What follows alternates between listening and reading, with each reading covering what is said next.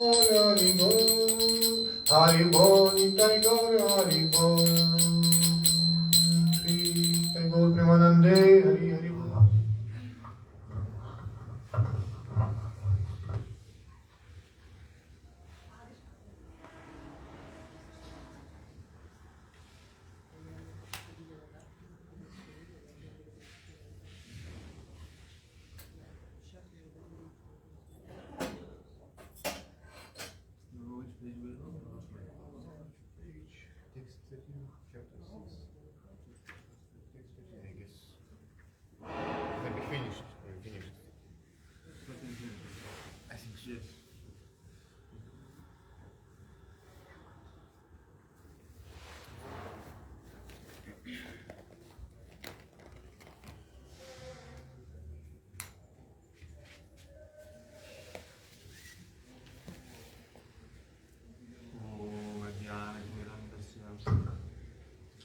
Jnananjanashalakaya chakshurmilitam yena tasmai shri gurave namaha.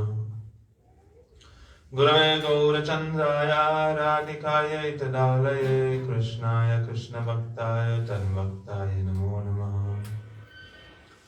Vandeham shri guru varam shri rupanuga pravaram vrajara sarasigam narayanam tam prapannam. Shri Guru Charanam Vande Ramana Prishtaya Bhutale Rupanuga Bhakti Cha Kripa Murti Narayanam Seva Kunja Vaje Ramye Govardhana Giro Sada Radha Kunde Rasanande Tattat Seva Pradayakam Gurum Narayanakyam Tang Vande Vinoda Prishtakam Yappada Smriti Matrena Damodara Prasidati Vanchakalpadrubhyascha kripa sindhuveva cha patitanam pavanebhyo Vaishnavebhyo namo namaha. Namo Mahavadanyaya Krishna Prema Pradayate Krishnaya Krishna Chaitanya Namne Gauratyushe namaha. He Krishna Karuna Sindhu Dinabandha Jagatpate Gopesha Gopika Kanta Radha Kanta Namostade. तप्त कंचन गौरंगी राधे वृंदावनेश्वरी वृषभानुसुते देवी प्रणमामि हरिप्रिय भक्त्या विहीन अपराधलक्षय क्षिप्तश्च कामादितरङ्गमध्य कृपामयि त्वं शरणं प्रपन्ना वृन्दे नमस्ते चरणारविन्दम् भजामि राधाम् अरविन्दनेत्रं स्मरामि राधाम् मधुरास्मितस्य वदामि राधां करुणापराधं ततो मन्यस्तीर्णकापि. Shri Krishna Chaitanya Prabhu Nityananda Shri Advaita Gadadhar Shivasati Gaur Bhaktivinoda. Hare Krishna Krishna Krishna Hare Hare Hare Ram Ram Hare Hare. First of all, I offer my Satsang Pranam Thousand of Thy God Shri Paramarajatam Guru Par Padma Vishnu Par Shri Srimad Bhakti Vedanta Narayana Goswami Maharaj Shri Gurudev. Never my sister and Pranam thousand of time Lord Sri Krishna Shri Rupanuga Gauri Guru Varga. Never my sister and Pranam to all simple Vaishnavas and Vishnu.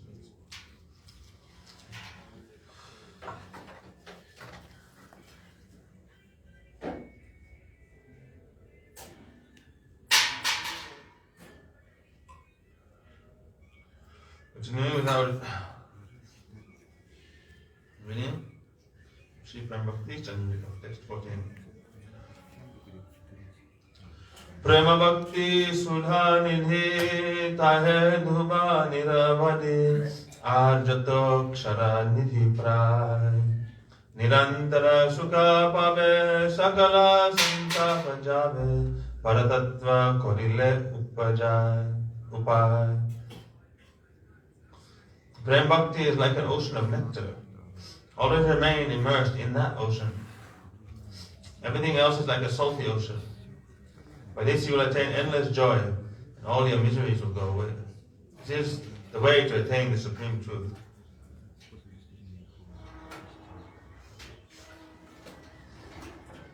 Narottam Das Thakur explains what Prema Bhakti Sudha Nidhi is. Prema Bhakti is nectar. It is very sweet.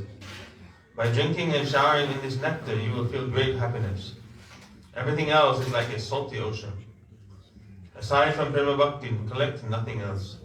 This is the tendency of Sarup Shakti. When the living entities are extremely fortunate, they come in association of pure devotees and begin to follow devotional life. When objects of sense gratification come to them, they will never accept them. If one has desire for sense enjoyment, then he will not come to the side of God and perform devotional service. He can never be happy. In Srimad Bhagavatam it is said, Sadhunam samachittanam mukunda charanaishinam upekshya kim dhanastambha asad ashayai. Sadhus think of Mukunda constantly, and they have no other desire. Why should one neglect such association to take shelter of materialists who are non-devotees, most of whom are proud and rich? If one has a desire for the lotus feet of Mukunda, one will not collect wealth or have bad association and waste his time. By wasting time, one gets a bad fruit. Wasted time comes back to bite us. If one does not perform bhajan and follow bhakti, his time is only being wasted. Bad karma will return with a fearsome result. It will come back with interest. Bhakti and bhajan also give a good fruit. And if the sadhak does not take this, it will accumulate and create. If the sadhak does not take this, it will accumulate and create a nice balance. In other words, we're talking about good fruit in the materialistic benefits and pleasures that one may get from doing bhakti. So much laha, puja, pratishtha,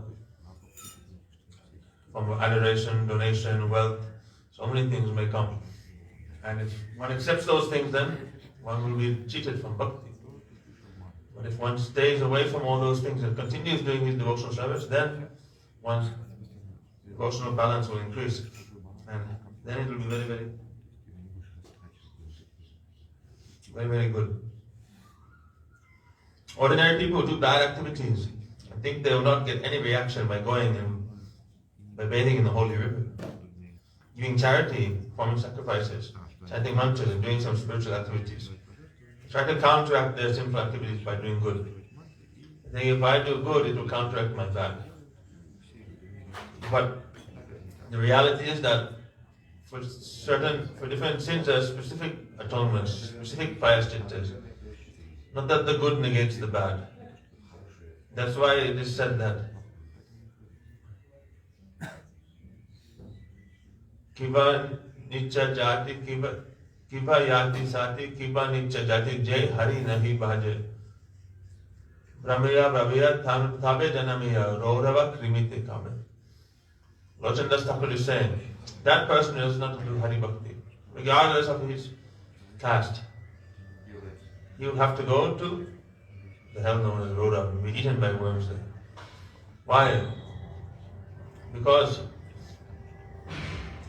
by following all your regulative duties, Varnashram, very strictly, then what will happen is that automatically you will perform some sinful activities by even accident. And the reaction of those sinful activities will take you to hell. Just because you are following your duty and you may be even doing some pious activities, it's not that those pious activities will counteract your bad activities. The fruits of both will come. Fruits of your sin will come and the fruits of your piety. Fruits of your piety will lead you to Swarga, and the fruits of your sin will lead you to hell. You will have to experience both. But there are specific pious activities or actions that will counteract sinful activities. That is known as prayashchitta or atonement. That is different. Therefore,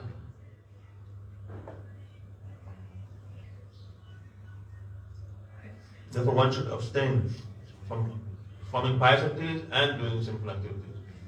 The materialistics, they are wrong. They think, oh, I will do sinful activities, I'll cheat, but then I'll go, take back in the river, I'll donate some money to the temple, then I'll be good. I'll counterbalance my sin. No, it doesn't work like that. Both reactions will come. The only way you can really counteract your sinful reactions is by taking shelter of the Lord, by doing bhakti. Then Krishna says, Sarva dharmam parityaja mam ekam sharanam vraja aham tam sarva papabhyo moksha ishyami ma. Then I'll take the reactions of his sins. Even then, it's not like the sins are not there. He just takes the reactions away. The fruit of that. He doesn't eradicate sin itself, but the reaction, Krishna takes it away. So, Bhakti is the only means. Therefore, Lord Chandra Thakur said, Kivai viprasahati, kiva nicha jati, kiva jai hari nahi bhaja. So, who don't worship Hari, then Raurava Krimita Kava, they will go to hell. Therefore, the Vaishnavas say, however, it is not like that. On one side you're doing good work, and on the other side you're doing bad work. Both are present and both fruits will come. So the materialists, they are wrong. Both fruits you have to experience. In other words, one will get a good fruit from his piety and a bad result from his sins. Piety does not negate sin. This is what prayaschitta is for. A sadhak does not consider doing good or bad, but only acts for the happiness of God. Then all his results are reserved and balanced with God. There will be no loss then. If one performs sinful work or pious activities, the result will come to him. However, if one surrenders unto God, then his karma will not affect him. If our karma is present with God, then he knows how to help us best. He will give our reactions according to the necessity and time. In other words, the devotee, because he is performing devotional service, he is chanting the holy name, then all his sinful activities, past, present and future, they are all eradicated. In the Shastras it says that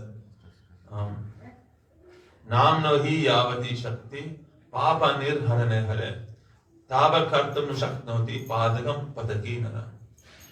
The holy name is so powerful that he'll eradicate more sins than the performer can ever perform. That is the nature of the holy name. In other words, you can perform sins your whole life. Millions of births you can perform sins. If you just chant one holy name, all those sins are eradicated. Past, present and future. Infinite. Bhakti is so powerful. But Krishna is so merciful that to the devotee, in order to make the devotee humble, to help the devotee advance in his own bhakti, to help him develop his character, help realize his own shortcomings, then Krishna will give some reaction to his activities. But he'll minimize that reaction. Maybe that you stub your toe, and you smash your toe. Probably you were supposed to break your leg. Krishna, he just gave you that you stub your toe. Fall over on the motorbike. Maybe you were supposed to get into a big car accident or big motorbike accident. You go to Google, you just Google high-speed motorbike accident, no helmet, then you understand what is the result. Guy's brains are here, his body there, bike is there, he's finished. So maybe that was supposed to happen to us. And we're supposed to die in an accident. But Krishna, he minimized, just fall over, get a few bruises, few scratches. Then the sadhak, the devotee will think, why this happened to me? What did I do? What am I doing wrong? You smash your head or somewhere, then you think, And many times often you'll think something bad, then instantly you'll smash your head somewhere or you'll hit yourself. Then Krishna will give you like giving you a slap. Hey, what are you thinking? Wake up. Don't think these things. If he's merciful, he'll give you a reaction very quickly. So he'll stop you from doing what you're doing. Then there's good mercy there. Krishna is helping them. However, if you remain independent, then Krishna, he'll wait. Okay. Wait. And now if I punish him, then he may become more even averse. He may become disencouraged then. He may leave his bhakti. Okay. Krishna, he knows perfect time, perfect place, how to administer this medicine. How much karma to give to the devotee. just enough to make us realize, make us think, help us in our bhakti. If you were to give us the full reaction, then we will be like, oh my God, I can't do this, too much. We'll be suffering so much from our karma, we'll have no time to even do our bhakti. We'll be so much suffering always, thinking about our ailments. This disease, that is this problem, that problem. How can I do bhakti? You won't be able to do your bhakti. The reality is, for millions of lives you've been performing sinful activities, millions of births doing unwanted activities, anartha. And if he gives you the reaction to those, then what will happen? You will become crushed. You will be smashed. You will suffer so much. Krishna, he gives you a little bit, some taste. Help you realize this world is shashvatam dukkha. It is impermanent. It's a place of suffering. This is not your home. You do not belong here. Don't stay here. Try to come out of this place. Don't perform karma here. Don't try to make a permanent situation for yourself here. Secure yourself here. Don't. There's no security here. Nothing is guaranteed here. Because the thing is, everything can be lost. Everything. There's no guarantee.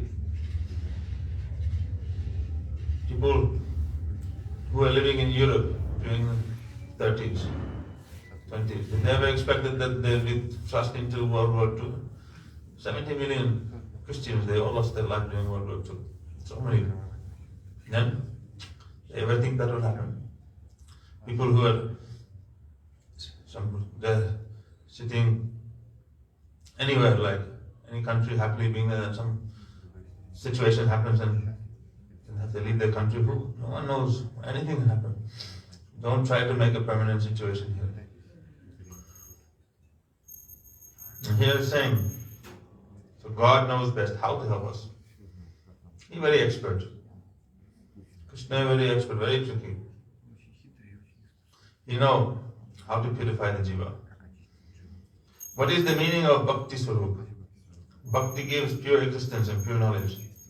This knowledge is connected with Sarup Shakti. She makes us connected with Sarup Shakti. She gives Divya Gyan and is the embodiment of bliss. The question is asked, why does doubt ever come? Bhakti is entirely composed of unending bliss.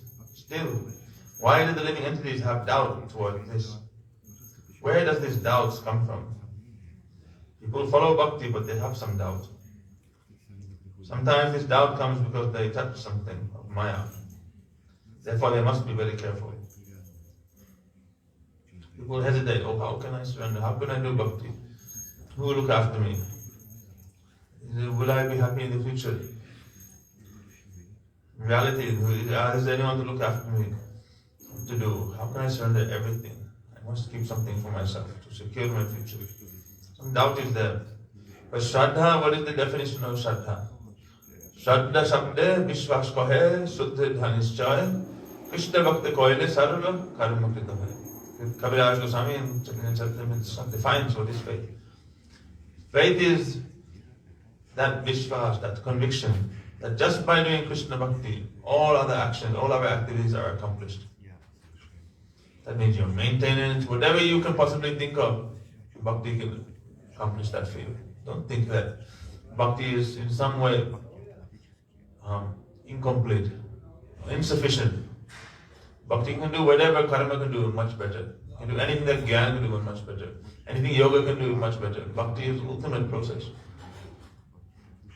Brahma, just by performing devotional service, he created this whole universe. All the forms, all the living entities, creatures, all the planets. You were trying to save money to build one house your whole life. But this is your karma. 30 years of hard work, then you pay off your mortgage, and then you get like a 2 BHK flat or a 3-bedroom house. Then you think, oh, I have done something in my life. I have secured a house for myself, 2 bedrooms, 3 bedrooms. My family is safe. This is the fruit of your karma. 30 years, and you only have one house to show for it. It's pathetic. Brahma, he only sat down on lotus and meditated. What created the whole universe? Then, what is this? This earth, Prithvi, this one small place, little small place. So many materialistic people, so many karmis. In 12th canto of Bhagavatam, Prithvi Devi is laughing there, called Bhumi Geet. Prithvi Devi is laughing. Look at all these materialistic men, all these great champions of karma. You see, previous time, Hiranyakashipu, Hiranyaksha, Ravan, all these great kings. How many modern times you see Lenin, Stalin, Hitler, all these great karmis, accomplished great, and in the estimation of materialistic men, they accomplished great things. But Prithvi Devi is laughing at all of them. It's pathetic fools. They're fighting over my domination over me. They're fighting over this land. Alexander the Great, he went from Macedonia all the way to India. Genghis Khan all the way from Asia all the way to Europe. The British, the sun never set on the British Empire. Then, there's so much vast land they accumulated, so much they accomplished. But Prithvi Devi is laughing. They're foolish people. Because ultimately in the end, time takes away everything from them and returns it back to me. Then why are they fighting? Why are they trying to achieve all these things? When they cannot have it, they cannot have me. They're fighting over dominion over me, but they cannot have me. They think they're accomplishing something, but they're accomplishing nothing, zero. Because it all is returned back to me. At the end of the day, this Prithvi is mine. I am Prithvi Devi, and they have no control over me. These karmis, they are working so hard for what? For nothing. Such great karmi. We on our own scale, we are just like that. Come working so hard, doing our karma, this plan, that plan, want to accomplish this thing, that thing. Don't do that. Do bhakti. With bhakti you can accomplish everything. Much better than any other process. So people have doubt. Why? Sometimes the doubt comes because they touch something of Maya. Therefore they must be very careful. Someone gives a cloth or a coin or some food. This is like food poisoning. By taking this, one becomes restless and suffers. Sadvasvam Gurave Dadya. Offer everything to the spiritual master, the son of Kumar Samhita. Very carefully take only what is absolutely necessary to maintain your life and pray to Krishna. Please forgive and protect me. The devotee should very carefully remain in the shelter of Sarup Shakti and always pray for protection. Prem Bhakti is a Sudhanidhi, an ocean of nectar. Touching it or tasting it once will increase a desire to relish it even more. Panchama Purusharthase Prem Mahadan Krishna Madhuryaras Karai Aswadan Prema Hoite Krishna Hoy Nija Bhakti Vash Prema Hoite Paya Krishna Seva Sukharasya. Chaitanya Charitamrita says that pure prem, love of God, is so high that it is accepted to be the fifth goal of human life.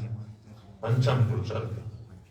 By this prem, one can taste the mellow of conjugal love for Krishna. Krishna becomes controlled by the prem of his own devotees. If prem awakens in the heart of a devotee, he achieves the bliss of serving Krishna. This prem seva is achieved when? This seva sukha ras is a happiness of seva is attained when? When you achieve prema bhakti. Without prema bhakti, there is no Krishna seva. There is no prem seva. You must progress and achieve bhav and prem, then Krishna will accept that. Then Shri Akarshani, then it is said that Sandrananda Shri Krishna Akarshani Cha. It's very condensed by nature and it's very attractive for Krishna. He's very attracted by this prema. Text 15. Anyara parasha jano nahi kadachithena ihate hoibe samdhan. Radha Krishna namagan aise paramadhyan agna kariho paraman. You should never touch non-devotees or associate with them.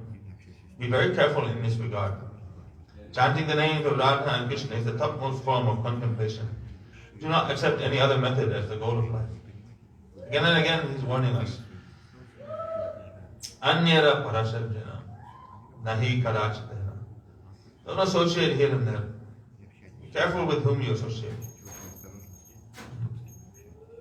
Because how you associate, that will affect you. Jaise karega sangha, vaise chalega ranga. Hindi they say. As you associate, that's what will be there.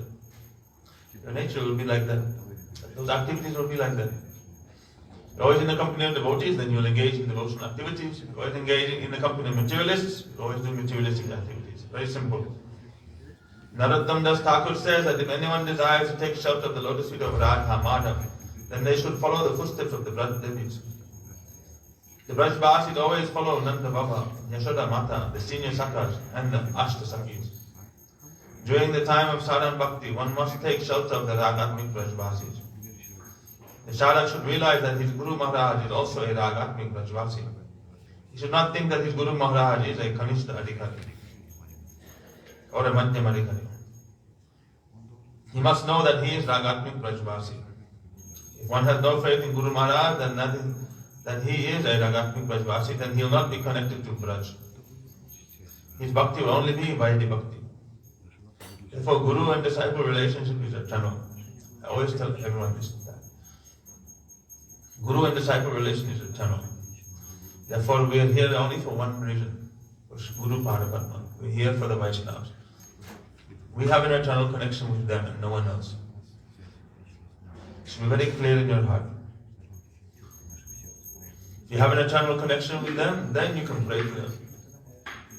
You pray to their picture, pray to them even without picture, they will hear your prayers. That is Sri Guru. Everything else is only an imitation or only formalities. Therefore, we should know for which reason we are here. We are here for the sadhu, the pure sadhu, pure Brajvasi. That is Guru Parapadma, that is the Vaishnava. The sadhak has faith that Gurudev is a Ragatmik Brajvasi, and if he desires Braj Seva, then he will gradually advance in the Raganuga line. Narottam Das Thakur says, how can one continuously follow Prema Bhakti? Mahaprabhu said, Shuddha Prema Sukha Sindhu Paitar Eka Bindu Se Bindu Jagata Dubhai Kahiva Yogyanai Tatapi Baulekai Kahileva Keva Patiyai. Pure prayam for Krishna is like an ocean of joy. One drop of this prayam can drown the whole world. It is not befitting for me. It is not befitting to me speak about such love. Yet a madman will speak. However, even though he speaks, no one accepts what he says. One drop is enough. Say one drop of chandan. If your body is hot, you put one drop of chandan on your body, your whole body will be cold. This is the nature of that. So one drop of this prema bhakti is enough to not only inundate your heart of millions of jivas, the whole universe. The Brajvasis have pure love. If one collects even a drop of their love, it is enough for one's life. Vishayananda, Siddhi, Mukti, and all these desires have to be given up. One collects a drop of that pure love, these desires will automatically become insignificant. The sadhak will not be disturbed by any problems. He will then experience constant happiness. He will be very greedy to follow the practices of Prema Bhakti. Ordinary sadhaks may try continuously to cross their anarthas and problems, but they are not successful. The followers of Ragatmik Brajvasis do not worry about this. This is the difference. Someone who is on the path of Raganuga Bhakti, he is not absorbed in thinking, oh, I am so fallen, I have this anartha, that anartha, this problem, that problem. Only anartha. Absorbed in one's self-pity. Gurudev says, it's a very critical stage, anartha nivritti. Don't be absorbed in your anarthas. Lifetimes can be passed when you're contemplating and worrying about how can I overcome my anartha. Rather, focus on pure devotion. How can I practice pure devotional service? How can I practice this Raganuga Bhakti? Try to develop greed for that. Then you'll cross over all these stages. The difference between Vaidhi Bhakti and Raganuga Bhakti is like a Vaidhi Bhakti is said to be walking on these two legs. How fast can you walk? Someone who is on the path of Raganuga Bhakti said that he climbs onto the back of a horse. And the horse is galloping. That is the difference in how one makes advancement in these two lines. Don't always be dwelling in your own consciousness, in your own self-pity. Oh, I am this, that I am so fallen. Sadhak naturally he feels himself Trinada, he says, I am very fallen. That is there naturally, but he doesn't always think, he's not always absorbed in thinking about his anarthas. Rather he's thinking about Paramatma. It is Krishna, Radha, Brajvasis. They don't, the followers of, therefore the Vaishnavas say, the followers of Ragatmik Brajvasis do not worry about this. Anartha, this, that. What is anartha? When you have Prema Bhakti, all that anartha will go far away. Kaviraj Goswami says in Sri Chaitanya Charitamrita that Krishna Prem is the ultimate goal of human life. It's like when you're in the company of senior Vaishnavas, you feel some security, you feel some safety. Even though you may be on a long journey or maybe doing an arduous task, you feel confident everything will be right because I'm in their company. You have that faith, that shraddha. You don't worry about if these obstacles are going to come out. You don't worry about it too much. Because you're in their company. No, at the end of the day, everything's going to be fine. You can just, without any fear, you progress in your bhakti. Abhai Charanara Vindara. The Lord, He grants His feelings to His devotees because we have taken His shelter. Therefore, be free from all worries. Perform your devotional service happily. Bhakti should be performed happily. Because if you're not performing it happily, it means you're not doing bhakti. Bhakti doesn't mean that you're doing by force or in a sad mood or this, that. Bhakti means you're very happily performing a devotional service. That is the reality of bhakti. It is all fully blissful. So, the only sadness comes in devotion when there's separation. But that kind of sadness is not a real sadness. It is actually a form of great happiness. That's serving in separation. But from the point of Rasa Vichar, of course, we cannot say that. The Vrajvasis, they think they are feeling sad. Uddhav tried to give them this gyan, and Nanda Baba, he laughed. He thought, I thought you were very intelligent, Uddhav. Now I'm seeing that you have no intelligence. Uddhav was thinking, oh, tell Nanda Baba, should I tell him to stop crying? Krishna sent me, try to console them. But this crying that he is doing, it is the perfection of prema, perfection of bhakti. How can I tell him not to cry? He has so much love for Krishna, therefore he should cry. So he was contemplating what to do, what not to do. Then he said, oh, do you know, Krishna is the supreme personality of Godhead. Told him that your son is Bhagavan. Trying to reassure him that, that you have love for him, you're crying, but at the same time don't worry because he is Bhagavan. Everything will be alright. Then Nanda Baba said, Uddhav, I thought you had some knowledge. Now I am seeing that you're very foolish. Before, imagine if you lose like 2,000 rupees. Like, oh, I lost 2,000 rupees. But then someone comes and tells you, actually you didn't lose 2,000, 2 lakhs. Someone comes to you and says, oh, Prabhu, 2,000 rupees was stolen from your room. And you're like, oh, 2,000 rupees was stolen from my room. Oh my God. Horrible. But then the next person comes and says, actually no, 2 lakhs was stolen from your room. Oh my God. Too much. Then you're really suffering. You're really disturbed. All my savings are gone. So Nanda Baba was telling Uddhav, you are very foolish. Before you were telling that before I had lost my son, now you're telling that I lost Bhagavan. And now what kind of consolidation is this? Now I'm feeling even more worse. So I had no left for my ordinary son, but now you're telling my son was so special. Uddhav just made things worse. He couldn't pacify the Brajvasis in any way. So, here the Vaishnava is saying, Kaviraj Goswami says in Chaitanya Charitamrita that Krishna Prem is the ultimate goal of life. Nothing else is true wealth. When one has this pure love, he can understand Krishna's beauty and sweetness. The whole world will be controlled by the person who has pure love. There will be no need to cheat or control others with mystic powers or tantras and mantras.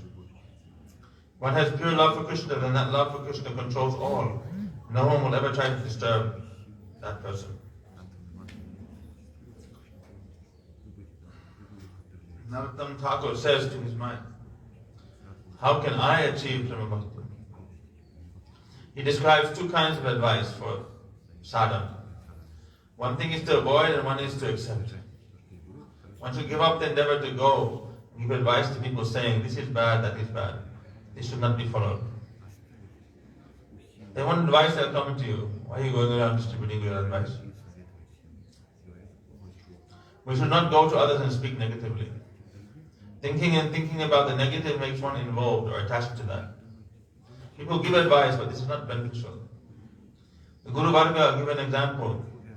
A sadhu who would do bhajan under a banyan tree would say to the people who came near to him that don't go to that area, it is very bad. People go there for body business. Don't go to that sinful place. Day and night he gave advice to people to not go to the house of the prostitute. At the end of his life, the soldiers of Yam came and told him, you have to come with us. He asked, where did you come from? Hell. I did bhajan my whole life. I won't go to hell. You only did bhajan of the residence of that lady whom you would tell everyone to avoid. This was your only worship. Day and night he was thinking of the prostitute and telling others not to go there. Now he had to go to hell. So when the Yamajus came, he said, oh, no, you came to the wrong place. The person whom you're looking for is over there. The prostitute, go there. And the Yamajus said, no, we're coming for you. You are the prostitute, come. They took him. The prostitute lady was always lamenting. Alas, I have performed so much sin. In other words, that sadhu was prostituting his mind, always thinking about bad activities. But the prostitute, she was thinking, alas, when will I give up this sin? When will I give up this profession? Whenever she saw the sadhu under the banyan tree, she thought, he is sadhu. When will I become pure like him? When will I give up this body business and worship the Lord? In this way, she was always thinking of God and the sadhu. At the end of her life, the Vishnu Dutas came and took her to Vaikuntha because she had accepted the good qualities of the sadhu. In this way, we should learn how to think of and accept the good qualities of others rather than looking at their faults. If we do this, we can advance in our sadhana. However, at the same time, we should always be wary of asat sangha, for this will destroy our life. One time there were two brothers, and they came to the bank of a river, and there was one lady. She said, I also want to cross. I thought, how we can cross? So then one of the brothers, he said, I would carry you across. So she picked up the lady, and three of them went across the river, and then he put her down. And then the lady left. She thanked them and left. And the other brother was saying, how could you do like this? They started walking, and then when they arrived in town, many hours later, the other was saying, my mind is very disturbed. I have to tell you something. He said, what? I can't believe that you touched that lady, you picked her up and crossed her over the river with her. You carried her over the river. How could you do that? Another brother, he laughed and smiled. I only carried that lady across the river, but you've been carrying her for hours in your mind and all this distance. Then, who was at fault? So, this is the thing that become absorbed in the anartha, they become absorbed in the faults of others, then those qualities come in you. Try to think, absorb your mind in paramartha, spiritual thoughts. Try to see the good in others. Don't see the bad. If you see anything bad, then you just offer your pranam and you don't associate with that. That much you should see. So you don't fall into asat sangha yourself. Because if you don't see anyone's fault, no one has any fault. Everyone is pure devotee. Everyone is Mahabhagavad. And you associate with this person, this devotee, that devotee, this Babaji, this one, that one. Oh, they're all great Vaishnavas. Then they do some nonsense activities, and your life is ruined. Therefore, Swami Maharaj Prabhupada said you should have one good eye and one bad eye. With the good eye, you see all the good qualities in others. And then you pray and aspire for those good qualities. And with the bad eye, you look at all the nonsense, all the things that are unfavorable to Bhakti that people are doing. You stay far away from those things. You don't associate with those bad qualities. You protect yourself, save yourself from falling into bad habits. But one has to protect oneself.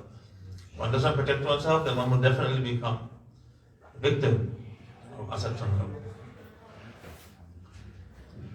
Next, he is saying, Karmi jnani mishra bhakta na habe tai anurakta suddha bhajanete koroman brajjane raje mato tahe habe anugata aise paramatatvadhan. O mind, do not become attached to fruitive workers, seekers of impersonal knowledge, and mixed devotees. Instead, engage yourself in pure bhajan. Become a follower of the residents of Braj and accept their guidance. This wealth is the highest truth. So giving up bad association, accepting pure association. This is the doorway to success. Bad association leads you to hell, and good association leads you to heaven. Leads you to spiritual world. Therefore, sadhu sangha is the essence. All angas of bhakti are performed in sadhu sangha. Whether you will be successful or not in life, it depends on your association. So sadhu sangha is the mainstay. It's like when you have a meal, you have your chapatis and your roti. That is like sadhu sangha. It's like without that is the mainstay. After that, you add your sabjis or whatever, you mix it with the rice and take. So you can have so many angas of bhakti, but just keep them on side. First, find the pure sadhu and be in his association. Then all those angas of bhakti have some meaning. Otherwise, those angas of bhakti will not ride it. They will not be bhakti, they will be sukriti. You will get some bhakti unmukhi sukriti. Sukriti that leads to devotion. Slowly your desire to serve Krishna will increase, and then you will get the association of a sadhu. Sadhu sangha is the basis and foundation of everything. In this world, almost all are either karmis, sat-karmis, yogis or jnanis. But still, most of them are all bhogis. Mundane senses are naturally and very easily attracted to bhog, and thus the sense objects are greedily accepted. Sense pleasure is very intoxicating. The sincere sadhak will have to be careful to avoid the association of these sense enjoyers. This world is full of fruitive workers and mental speculators. They will all try to attract innocent people to their path. They will try to lure the sadhak away from the bhakti marg by giving public announcements of their own greatness. They are like vultures flying in the sky, thinking they are so high, but their vision is always looking down, searching for a dead corpse to feed on. So high in the sky, such a high position, the eagle, the vulture. But where is his vision? It's looking on the ground. They have very nice vision, the eagles. They can see such a long distance, and they fly down and they grab the rodents and whatever they want to eat, and they can't eat them. Someone who is seemingly maybe such a high position, big sadhu, big babaji, big this, that. But their mind is only thinking about this. This says that one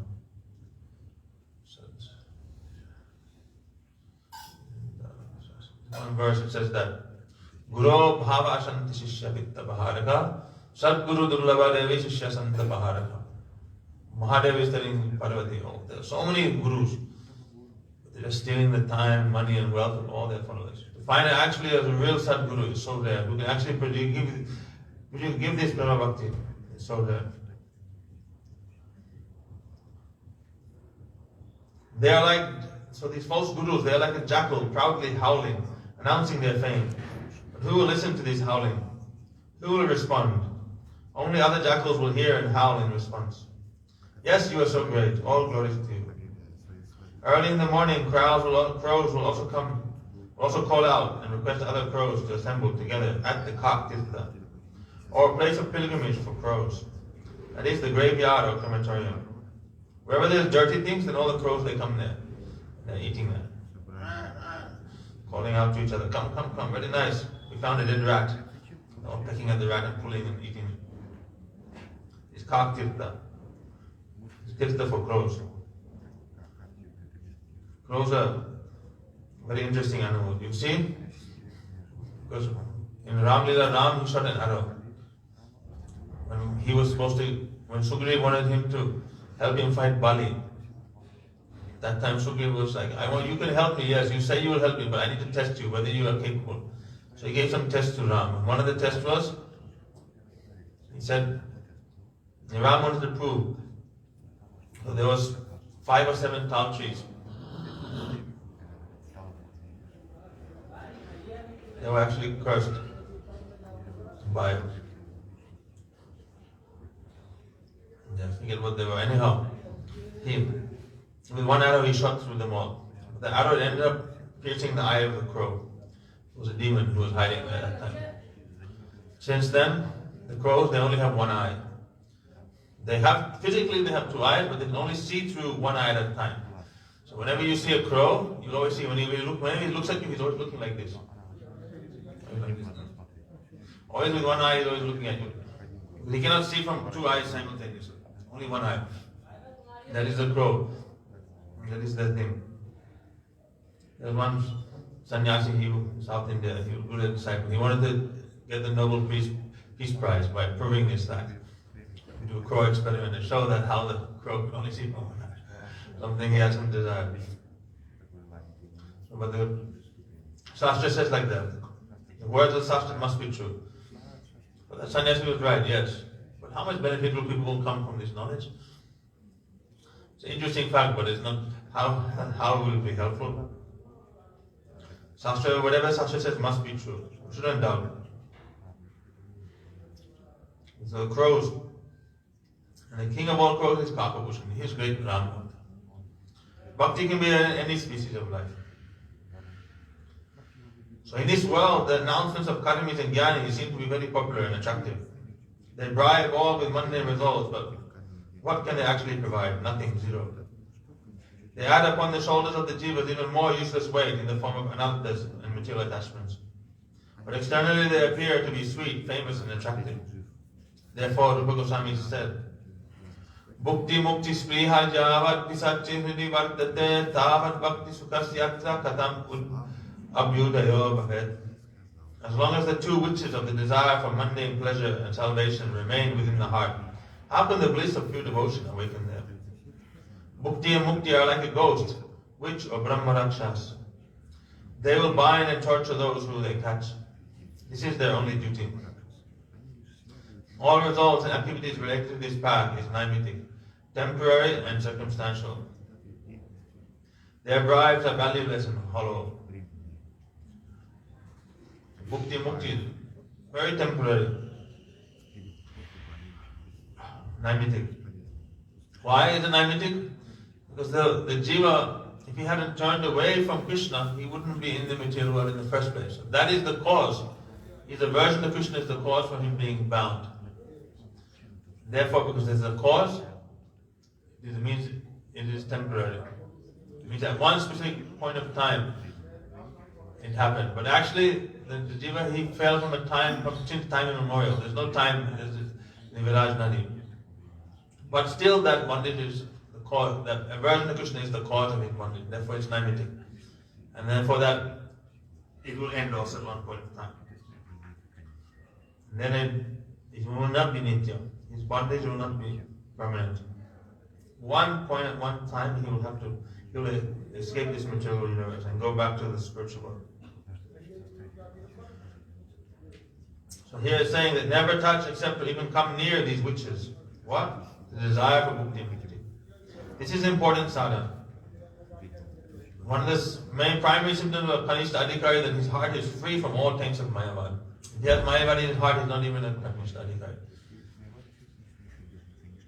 And actually, it's only when the heart is completely 100% eradicated from any trace of Mayavad, then he enters into the realm of Shuddha Bhakti, comes to Madhyama Adhikari.